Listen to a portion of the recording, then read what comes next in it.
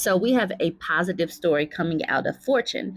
And this is literally what can happen when women have the money and the resources and the opportunity to spread that money around. So, like I said, this came out of Fortune, is by Sarah Lomelin. Women will soon have more money than men for the first time in history, and they're following the Mackenzie Scott and Melinda Gates playbook. For the first time in history, women are on the verge of controlling the majority of personal wealth. The unprecedented transfer of wealth to women is projected to reach $30 trillion in the next decade. What is unprecedented about the figure is certainly how much wealth will be transferred, but even more importantly, how women will direct that wealth. Women spend more money on their families and their households and on socially responsible products.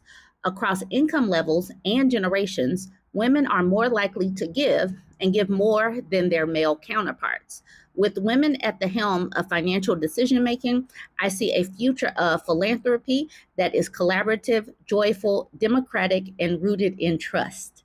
Melinda French Gates and Mackenzie Scott are two women who often make headlines with their philanthropy, both for how much, but just as importantly, how they give. 2 weeks after her departure announcement from the Gates Foundation, French Gates laid forth her bold plan to move $1 billion to women's rights groups in under 2 years, a bold way to move the needle on the stagnant 2% of charitable giving that goes to the causes of women and girls each year. This is in addition to her venture capital investments in women, a field where the statistics are eerily similar. Similarly, Mackenzie Scott has mobilized a staggering $17 billion to over 2,300 nonprofits globally since 2020, largely through unrestricted seven-figure donations rooted in the growing calls to center on the knowledge, relationship, and expertise of leaders on the front lines of social change. Brava. Brava indeed. But it's not just billionaire women changing the landscape of philanthropy. Women of all wealth levels have been leading how philanthropy can be done differently for decades through an approach called giving circles. This model brings together a circle of a dozen up to a few hundred people. Everyone pools their donations and everyone has an equal voice in the decision making process of where that money will be donated. New research from Philanthropy Together, in partnership with lead researchers at the Dorothy A. Johnson Center for Philanthropy at Grand Valley State University and Coleman Consulting, shows participation in collective giving grew to 4,000 giving circles in the United States, contributing over $3.1 billion to social good causes between 2017 and 2023. And most of the groups are mostly made up of women. A through line of collective giving research is the critical role that women play in the movement. Among group leaders, 84% reported that more than half of their membership consisted of women, with 60% of groups entirely composed of women. Female leadership is an integral aspect of more than half of all groups.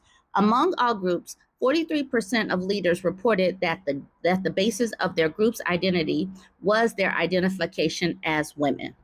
Women in giving circles are teachers, lawyers, tech leaders, moms, students, and so much more. They come from all backgrounds, faiths, political ideologies, geographies, and ages, and are united by a common vision for a brighter future for the world. As a member of Peninsula Latina Giving Circle and the CEO of a platform that connects collective giving models, I've personally seen the power of collective giving.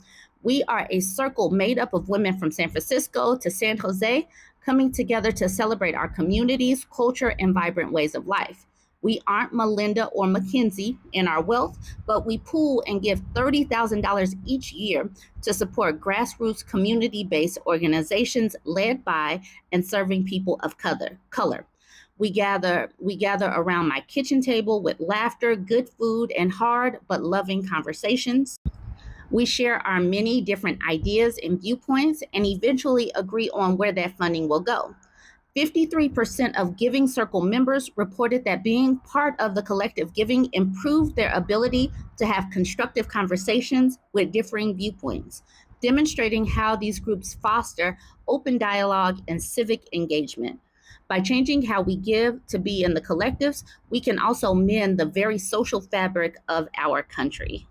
With women influencing funding priorities in collective giving, the In Abundance report shows that 1 in 5 groups design their giving processes explicitly to promote gender equity and justice. What's more, giving circles are about more than just giving money. Members are also more likely to volunteer, become more civically engaged, and gain a deeper sense of purpose and belonging within their sisterhoods of givers. The wealth transfer wave is coming, and with it, a different way of giving. Giving boldly, like Melinda, giving with trust, like Mackenzie, and giving with joy and with one another, like my Giving Circle sisters. All women have a role to play to step into their power and their vision, and together we can all be so much more powerful. I hope you join a Giving Circle in your neighborhood or start your own. So I have never heard of these giving circles. Maybe you guys have. So what we should do is think about how we can come together as a community. On my social media platforms, we are definitely building something, and we can all see that this shift is coming. We can see that the power that we are wielding when we are doing these group discussions, we're talking about boundaries, we're talking about financial health, we're talking about getting educated first, starting your career. We're talking about so many things collectively. So it's time now to really talk about these financial things and how we can help others, how we can build people up. So, one of the things that I'm seeing as we are forming a global community, because that's literally what it is, as we are doing more and more, with social media, and we're touching more, we're speaking to women all across the globe. We have such a big opportunity. And I'm going to be honest, as a content creator in my own little bubble, I don't know much about what I can do to help. So we can sit here and we can game plan. We can talk about how we are going to continue this wave or do what we can do.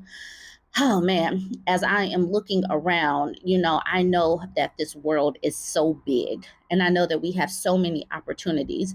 And as I do these story times and as I do the community building and talk to so many women, I know that there's more that I could be doing or should be doing, but it seems so vast and so daunting. So here is the time that we can spend, like having a virtual brainstorming session as women. What could we be doing as a community, as a virtual community, to come together and help the next woman?